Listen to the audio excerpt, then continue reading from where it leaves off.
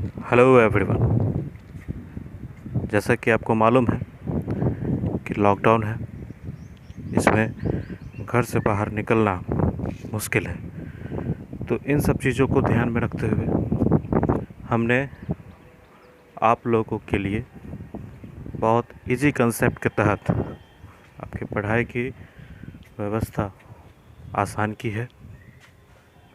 तो आइए हम आज की पहली क्लास मोबाइल से ही शुरू करते हैं। यह है class 9 chemistry chapter 1 matter in our surroundings. जब ये चैप्टर हम लेकर आए तो हमारे दिमाग में सबसे पहला क्वेश्चन ये आता है कि मैटर क्या है। तो हम जब अपने चारों तरफ देखते हैं तो चारों तरफ देखने पर कई तरह की चीज़ों को हम देख रहे हैं। कुछ काफ़ी बड़े, कुछ छोटे हैं, कुछ ऐसे भी हैं जिनको हम अपनी आंखों से नहीं देख सकते हैं, उसके लिए लेंस वगैरह की ज़रूरत पड़ती है। उसके बाद कुछ ऐसे भी चीज़ें जिनको हम महसूस करते हैं। जैसे अगर हम कोई बड़ी चीज़ छोटी चीज़ों को देखें तो हमारे सामने आसपास रखे हुए कई सारी चीज़ें होती हैं। कुछ ऐसे चीज़ें जिनका कोई शेप नहीं होता है, जैसे कि हवा वगैरह या फिर पानी। तो पानी हमको दिखाई दे रहा है लेकिन कोई शेप नहीं है, हम जिस चीज़ में रखते हैं वो उसी का शेप ले लेता है। तो ये सारी चीज़ें, अगर दिमाग में ये सवाल है कि हवा और पानी क्या है, मैटर है कि नहीं है, तो मैटर है, क्योंकि दोनों में अपना वेट है, उसका अपना मास है और जगह ऑक्यूपाइज करता है। इसलिए कह रहे हैं everything is made up of matter, matter is everything in this universe that occupies space and has मास। इसके साथ साथ वैसे चीज़ जो एक जगह से दूसरे जगह जाने में कोई भी दिक्कत देता हो, जैसे उसका वेट। अपने आसपास की चीज़ों को हम देखें तो आसपास की चीज़ों को अगर हम देख रहे हैं तो इसमें हम अगर उसको उठाए तो कुछ ऐसे चीज़ें हैं जो हल्की हैं, कुछ ऐसी चीज़ें हैं जो भारी हैं। अब जैसे आपके घर का अलमीरा, उसको एक जगह से दूसरी जगह ले जाना है, पहले हमको सोचना पड़ेगा कि कैसे। एक ही रूम से दूसरे रूम में भी ले जाना है तो हमको सोचना पड़ेगा कैसे। तो दो चीज़ें आती हैं उनके बीच में रुकावट देने के लिए, एक उसका वॉल्यूम जो उसका आयतन है और दूसरा उसका वेट यानी मास, उसका जो भार है। ठीक है, ये दोनों चीज़ हमको दिक्कत करेगा उसको एक जगह से दूसरे जगह ले जाने में। तो ये क्या है, इसको हम नाम देते हैं रेजिस्टेंस का।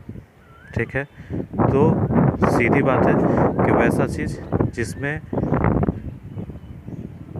भार हो यानी वेट हो, मास हो और जगह ऑक्यूपाइज करे, स्पेस ले और एक जगह से दूसरे जगह ले जाने में रेजिस्टेंस भी उत्पन्न करे, रेजिस्टेंस भी बनाए, तो वो चीज़ क्या है, वो चीज़ है मैटर। पुराने ज़माने में यानी जो बहुत पुराने ऋषि मुनि के समय में मैटर को कुछ 5 तत्व में माना गया कि कोई भी चीज़ 5 तत्व का बना है। तो ये कॉन्सेप्ट दिया किन्होंने, तो महर्षि कणद ने ये कॉन्सेप्ट दिया जिसमें उन्होंने मैटर को 5 तत्वों में बांटा: air, water, earth, sky and fire. इसके पीछे उनका कहने का उद्देश्य ये था कि हवा, जब वो हवा बोलते हैं एयर, तो उसके पीछे कहने का मतलब ये था कि हवा की तरह तेज क्या, तो हमारे समझने की शक्ति। पानी की तरह चंचल, वो कौन सा, तो हमारा मन जो हमेशा बदलता रहता है, कभी कुछ कभी कुछ।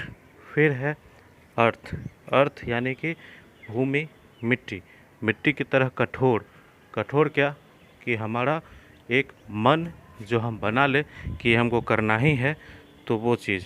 फिर है स्काई।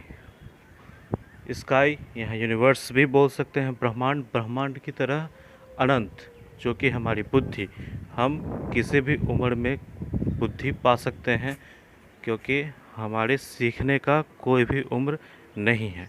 और सबसे अंत फायर यानी अग्नि। माना जाता है कि अग्नि में जो कुछ भी डालते हैं वो पवित्र हो जाता है। तो पवित्र हो जाता है तो उस अग्नि के लिए हमारी आत्मा, ठीक है। तो ये 5 तरीके से उन्होंने बांटा, air, water, earth, sky and fire, ठीक है, ये सारी चीज़ें। लेकिन मॉडर्न साइंटिस्ट लोग जो हैं, जो आज जिनको हम मानते हैं, उन्होंने इस चीज़ को 2 तरीके से बांटा। 2 तरीके से कौन सा? तो एक फिजिकल और दूसरा केमिकल। फिजिकल और केमिकल, तो ये 2 कंसेप्ट है और इस 2 कंसेप्ट को लेकर हम चलेंगे, ठीक है। पहला है physical nature of matter. Matter का फिजिकल नेचर क्या है? तो यहाँ पे एक क्वेश्चन उठ रहा है, इज मैटर कंटिन्यूअस और पार्टिकुलेट? मैटर जानते हैं हम लोग कि कण के बने होते हैं, कण यानी पार्टिकल्स, ठीक है। कण के बने होते हैं मैटर, पार्टिकल्स के बने होते हैं।